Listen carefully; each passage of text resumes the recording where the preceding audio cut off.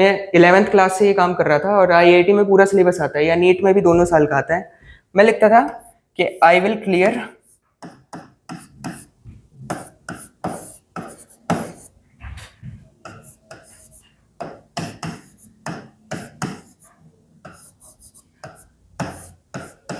IIT JEE advance with AIR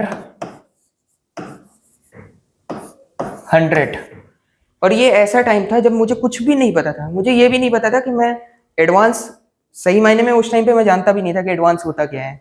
मैं starting में बस मेंस का ही करते हैं सब लोग, फिर उसके बाद हाई लेवल पे जाते हैं।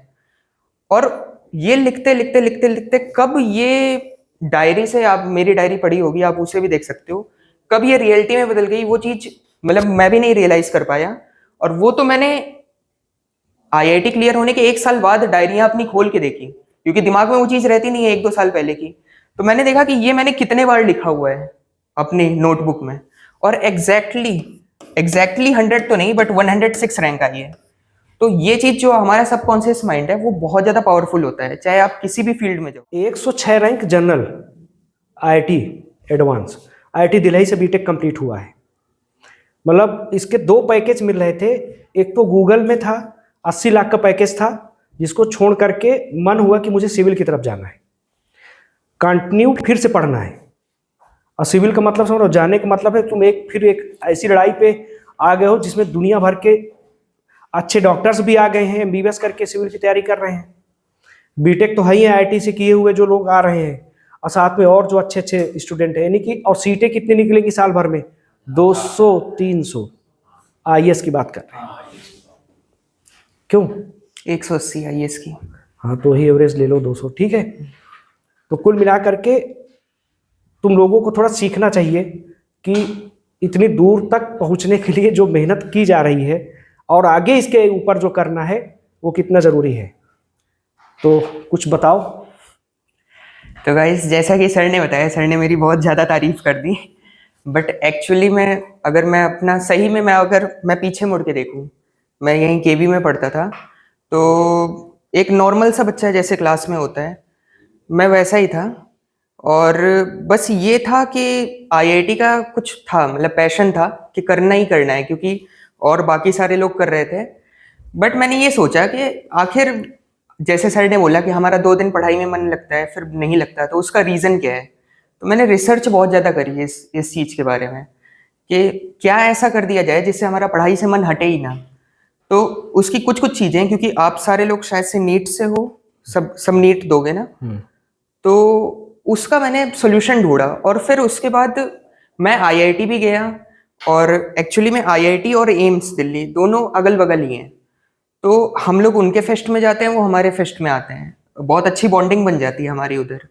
वहां जाके मुझे रियलाइज हुआ कि ये टाइम कितना ज्यादा क्रूशियल होता है, जो हमारा 11th-12th या ड्रॉप ईयर, आप सब लोग ड्रॉप ईयर के हो या ड्रॉप ईयर वाले हो ना, तो ये टाइम इतना ज्यादा क्रूशियल होता है कि आप अगर एक बार आपके नाम के आगे वो टैग लग गया, तो आपकी उम्र अभी 20-21 साल या 17-18 साल जो भी है, आपकी 50 साल भी उम्र हो जाएगी तो वो टैग आपसे हटेगा नहीं, और आप कहीं भी जाओगे आपको एक अलग नज़र से देखा जाएगा। तो उसके लिए कंसिस्टेंसी बहुत ज़्यादा इंपॉर्टेंट है। कभी भी जैसे आप पढ़ाई करो तो उसमें इंटरेस्ट लेके पढ़ो, हाँ, और आपके पास फैकल्टी है सपोर्ट करने के लिए, आपको उनका सपोर्ट लो, और मतलब कुल मिला के पूरा अपना 100% देना है आपको। और कोशिश करो, जैसे मैंने ये ढूंढा था, मेरी कैलकुलेशन मिस्टेक बहुत ज़्यादा होती थी, तो कुछ कुछ तरीके खुद से ढूंढो, जैसे मैं न्यूज़पेपर लेके उसमें सॉल्व करने लगता था क्वेश्चन, हाँ, या फिर और भी कई तरीके हैं। सुबह उठ के पढ़ना चाहिए, सुबह उठ के 2-3 घंटे अगर आप पढ़ लेते हो तो आपका पूरा दिन सही हो जाता है। ये सारी थोड़ी बहुत चीज़ें। कोई भी क्वेश्चन का कभी भी डायरेक्ट सोल्यूशन नहीं देखना चाहिए, हमेशा उसे आपको 2-4 मिनट एक्स्ट्रा लग जाए, बट आप उसमें दिमाग लगाओ, उसमें खोजने की कोशिश करो उसे, और अगर ना मिल पाए तो उसका एक स्टेप समझो, नहीं समझ में आता दूसरा स्टेप समझो, बट कभी भी पूरा सोल्यूशन नहीं देखना चाहिए, क्योंकि अभी हो सकता है आपको आधे, मतलब थोड़ा ज़्यादा टाइम लग जाए दिन में, बट बाद के लिए वो आपका टाइम बचेगा जब आप रिवाइज करोगे, उसी चीज़ को बार बार रिवाइज करोगे और आप बार बार सोल्यूशन देख लोगे।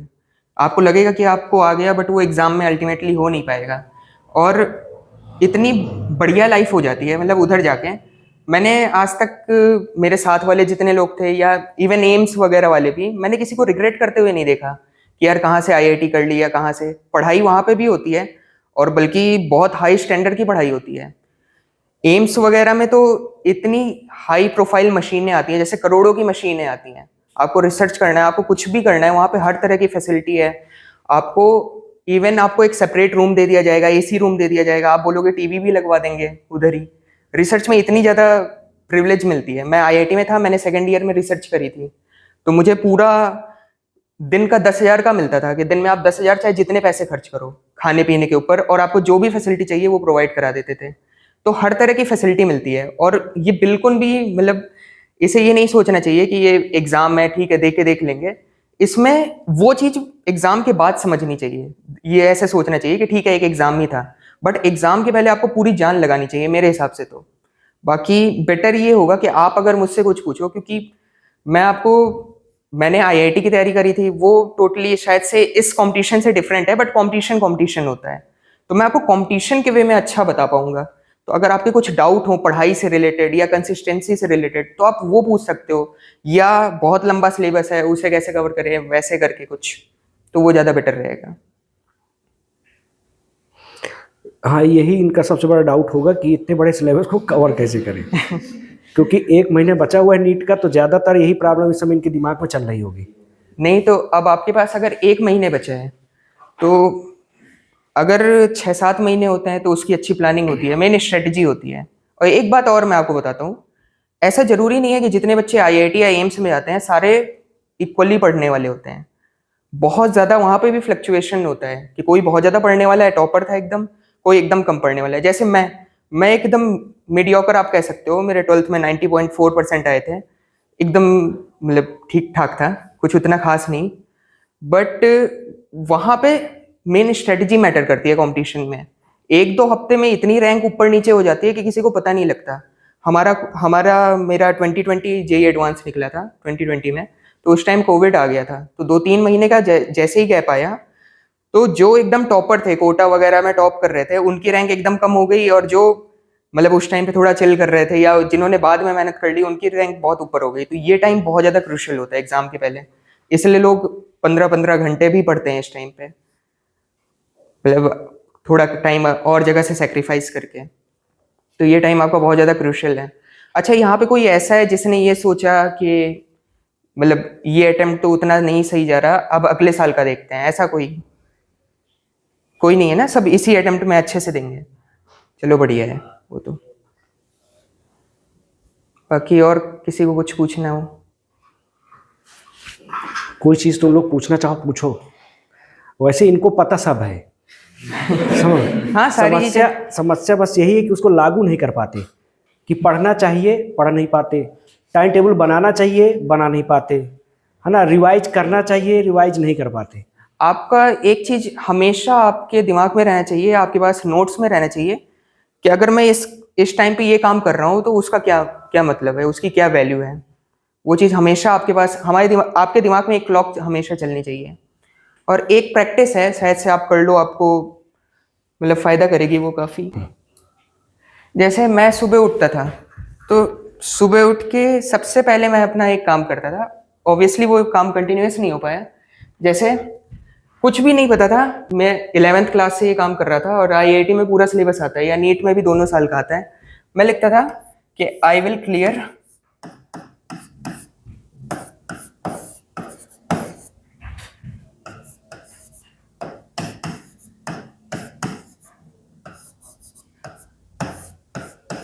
IIT JEE advance with AIR 100। और ये ऐसा टाइम था जब मुझे कुछ भी नहीं पता था, मुझे ये भी नहीं पता था कि मैं एडवांस, सही मायने में उस टाइम पे मैं जानता भी नहीं था कि एडवांस होता क्या है। मैं स्टार्टिंग में बस मेंस का ही करते हैं सब लोग, फिर उसके बाद हाई लेवल पे जाते हैं। और ये लिखते लिखते लिखते लिखते कब ये डायरी से, आप मेरी डायरी पढ़ी होगी, आप उसे भी देख सकते हो, कब ये रियलिटी में बदल गई वो चीज, मतलब मैं भी नहीं रियलाइज कर पाया। और वो तो मैंने आईआईटी क्लियर होने के 1 साल बाद डायरियां अपनी खोल के देखी, क्योंकि दिमाग में वो चीज रहती नहीं है 1-2 साल पहले की। तो मैंने देखा कि ये मैंने कितने बार लिखा हुआ है अपनी नोटबुक में, और एग्जैक्टली 100 तो नहीं बट 106 रैंक आई है। तो ये चीज जो हमारा सबकॉन्शियस माइंड है वो बहुत ज्यादा पावरफुल होता है, चाहे आप किसी भी फील्ड में जाओ। अगर आप ये एक प्रैक्टिस रोज कर सकते हो तो आप कर लो, ये फायदेमंद रहती है काफी मेरे हिसाब से तो, क्योंकि आपका दिमाग फिर उसी डायरेक्शन में वर्क करने लगता है, भले आप किसी भी पोजीशन पे हो। तो ये चीजें हैं कुछ। ये साइकोलॉजी जुड़ा हुआ केस है। रियल में अगर देखा जाए, तुम लोग खुद अपने में एनालिसिस करो, कितने दिन सोचते हो कि मुझे डॉक्टर बनना ही है, भूल जाते हो कभी कभी, आते नहीं, बस लग रहा है पढ़ रहे हो। तो सबसे बड़ी बात तो यही है कि अपने दिमाग में ये चीज को हमेशा लेके रखो कि मुझे डॉक्टर बनना ही बनना है। तो दिमाग में जब इस लेवल के वाइब्रेशंस को घुमाओगे ना, तो ऑटोमेटिक शरीर उस हिसाब से काम करना शुरू कर देती है, तुम पढ़ना शुरू कर देते हो, तुम्हारा रिजल्ट अच्छा आना शुरू हो जाता है। ये होता है इसका। बहुत ज़्यादा इफेक्टिव कुछ टेक्निक्स होती हैं, आप सर्च कर सकते हो या अपनी फैकल्टी से पूछ सकते हो। मतलब लोगों ने ये भी बता रखा है कि कैसे कैसे क्या क्या पढ़ने के तरीके हैं, किस तरीके से पढ़ते हैं। कोई नई बुक पढ़ रहे हो तो पहले बुक का प्रेफरेंस वगैरह में लिखा रहता है कि बुक को कैसे पढ़ना है। नॉर्मली हम चैप्टर 1 से स्टार्ट करते हैं ना, तो क्योंकि नीट में तो शायद से एनसीईआरटी इनफ रहती है, एनसीईआरटी वगैरह। आईआईटी में हमें सिंगेज वगैरह या और थोड़ी एडवांस बुकें पढ़नी पड़ती हैं, डीसी पांडे। तो वो उन सब के लिए पहले उन्हें कैसे पढ़ना है वो समझना जरूरी होता है। भले थोड़ा एक्स्ट्रा टाइम लग जाए बट ये चीज़ें इफेक्टिव रहती हैं काफ़ी। और अभी आपका 1 महीने है, तो 1 महीने में भी आप अपना शेड्यूल बना के बहुत बहुत सही कर सकते हो। अगर आप हर दिन का शेड्यूल बना लो कि आज मुझे ये कवर करना है सारी चीज़ें, और वो आप अपने दिमाग में बैठा लो तो काफ़ी सही हो जाएगा फिर। और एग्ज़ाम के टाइम में बिल्कुल भी नर्वस नहीं होना, मॉक्स वगैरह अच्छे से देने हैं वो सब।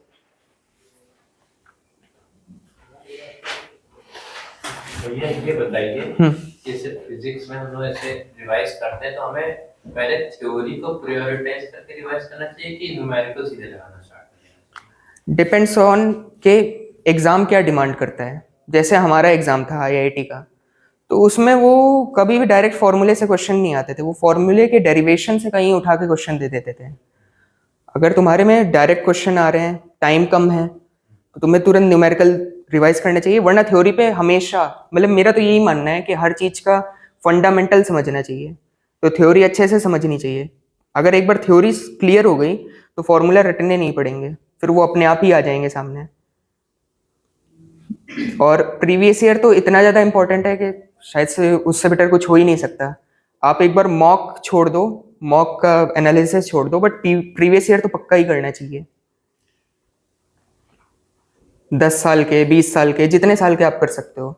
जैसे मैंने 90s तक के प्रीवियस ईयर करे थे जेईई एडवांस के, और थीम हमेशा रिपीट होती है, क्वेश्चन चेंज होते हैं बट थीम हमेशा कांस्टेंट रहती है।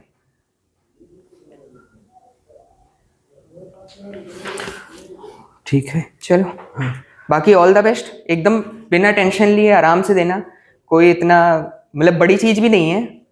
हाँ, आराम से हो जाए तो। और हाँ, एक जो सर ने बात कही, हमेशा एम्स दिल्ली या एम्स जो भी हो तुम्हारे दिमाग में, जिस भी कॉलेज में जाना है उस चीज़ को दिमाग में रखना। मैं हमेशा आईआईटी बॉम्बे, आईआईटी दिल्ली, हमेशा प्रिपरेशन के टाइम से मेरे दिमाग में वो चीज़ थी कि मुझे यहाँ एक दिन जाना है, ऐसे करके। और खुश रहना, खुश रहने की जितनी कोशिश करोगे उतना सही है, क्योंकि स्ट्रेस तब तक होगा, एग्जाम के बाद तक स्ट्रेस रहेगा, स्ट्रेस खत्म नहीं होगा जब तक रिजल्ट नहीं आ जाएगा। रिजल्ट अच्छा आ गया, उसी के बाद तुम्हारा स्ट्रेस ओवर हो सकता है। जैसे मैं जेईई एडवांस का एग्ज़ाम दे के आया था, मुझे अभी भी याद है, 27 सितंबर 2020 को, और आते ही मैंने अपने घर में मम्मी पापा से बोला कि ये किस फील्ड में डाल दिया। लाइक ऐसे कि बहुत वो, मतलब बहुत ज़्यादा दिमाग लगता है उसमें, ऐसे बहुत अच्छे लेवल का पेपर आता है। और नीट में शायद से टाइम मैनेजमेंट का बहुत रोल होता है, तो वो चीज़ है। तो स्ट्रेस रहिए बट एक काम माइंड से एग्ज़ाम दीजिए, अच्छे से पेपर करके आइए, और जब रिजल्ट आएगा तो अपने आप फिर चीज़ें सही हो जाती हैं। और चीज़ें नहीं भी सही हो तो फिर आपके पास आगे का प्लान रेडी होना चाहिए उस टाइम पे, मेरे हिसाब से। तो ड्रॉप ईयर में यूजुअली 11th-12th में थोड़ा सा इजी होता है मेरे हिसाब से, क्योंकि ड्रॉप ईयर में आप आपके पास कोई भी कंस्ट्रेंट नहीं रहता, ना स्कूल है ना कुछ है, बस कोचिंग जाओ, तो आपके पास पूरा दिन है। पूरे दिन को यूटिलाइज करना मुश्किल काम होता है अगर आप अकेले हो, तो ड्रॉप ईयर में ज़्यादा मुश्किल होता है। तो इस वजह से ड्रॉप ईयर में आपको टाइम मैनेजमेंट बहुत ज़्यादा ध्यान देना पड़ेगा अपना। बाकी फैकल्टी, अगर आपके पास अच्छी फैकल्टी है तो आप पूरी तरीके से यूज़ करो, क्योंकि और लोगों के पास में भी ना हो। तो हमेशा, और एक चीज़ और ध्यान में रख सकते हो कि जैसे पढ़ते पढ़ते थक जाओ, कभी होता है ना कि यार बहुत पढ़ लिया आप थक गए। हाँ हमें कंटिन्यूअस पढ़ने के बाद 5 से 6 टाइम तो चेयर पे हम बैठ ही नहीं पाते। हाँ हाँ हाँ बाहर निकलना मतलब हाँ बहुत ज्यादा होता है। वो मतलब उस टाइम बाद कंसिस्टेंसी भी कम हो जाती है, आंखों में पेन भी हाँ हाँ लगता है बहुत बड़ा। हाँ हाँ वो सारी चीज़ें होंगी, और वो सबके साथ होती हैं। वो कोई टॉपर भी एग्जाम दे रहा है तो उसके साथ भी होगी, क्योंकि सब एफर्ट मारते हैं, मतलब कंपटीशन होता है, सबको अच्छी सीट चाहिए। तो उस टाइम पे आपको सस्टेन करना है, भले ही आप कुछ भी कर लो, आप बाहर घूम आओ, कुछ भी कर लो, बट आप कोशिश करो कि आधे 1 घंटे बाद आप फिर से पूरी एफिशिएंसी से बैठ जाओ टेबल पे। और शाम के टाइम मैं तो हमेशा ऐसा करता था कि मैं थक जाता था बहुत ज़्यादा, तो मैं ये सोचता था कि इस टाइम पे लगभग जितने मेरे आसपास कंपटीशन वाले हैं, लगभग इस टाइम पे सब थक गए होंगे, थोड़ा बहुत कम ज़्यादा पे। अगर इस टाइम पे मैं एक और कॉन्सेप्ट समझ लेता हूँ या एक और क्वेश्चन सॉल्व कर लेता हूँ, तो वो मेरे लिए एडवांटेज रहेगा कंपटीशन में। तो ये मतलब ऐसी आपको थिंकिंग करनी है, आपको अपने दिमाग को ऐसे ट्रेन करना है कि आप एक कंपटीशन में जा रहे हो। वो बहुत इंपॉर्टेंट होता है। और कहीं भी ऐसा नहीं है, बहुत मैंने ऐसे ऐसे लोग देखे हैं जो मतलब शायद से जो बहुत एवरेज थे, बट उनका क्लियर होता है। वो रीज़न ही वही होता है कि उन्होंने कंपटीशन जैसे उन्होंने तैयारी करी होती है। तो बोर्ड और कंपटीशन में बहुत ज़्यादा फर्क आ जाता है, वो एक चीज़ है। और आपका पास्ट बिल्कुल आपको डिफाइन नहीं करता। मतलब कई लोग बोलते हैं कि पहले मैं नहीं सही था या मुझे चीज़ें याद नहीं होती थी, तो उसके अपने अपने तरीके होते हैं। आप यूट्यूब पे खोजोगे आपको कई तरीके की चीज़ें मिल जाएंगी कि कैसे चीज़ें याद रखनी है। क्या न्यूमोनिक्स बना के कुछ लोग करते हैं, कुछ लोग चिपका लेते हैं टेबल के सामने कि ये चीज़ें हैं। अलग अलग तरीके होते हैं सबके। और हाँ, एक जो सबसे इम्पोर्टेंट चीज़ है, सुबह उठ के जॉगिंग नहीं करनी या कुछ और काम नहीं करना। सुबह उठ के डायरेक्ट पढ़ना है, पढ़ाई के अलावा कुछ नहीं करना। सुबह के 2 घंटे भी आप पढ़ लोगे, आपका दिन पूरा सही हो जाएगा, पानी पी के। क्योंकि ब्रेन को 8-9 घंटे से पानी नहीं मिला होता ना रात में, इससे। बाकी तो बढ़िया है, मस्त एंजॉय करो, कॉलेज में भी एंजॉय करोगे। ठीक है, तुम लोग एक गैप ले लो, फिर 10 मिनट में क्लास शुरू होती है।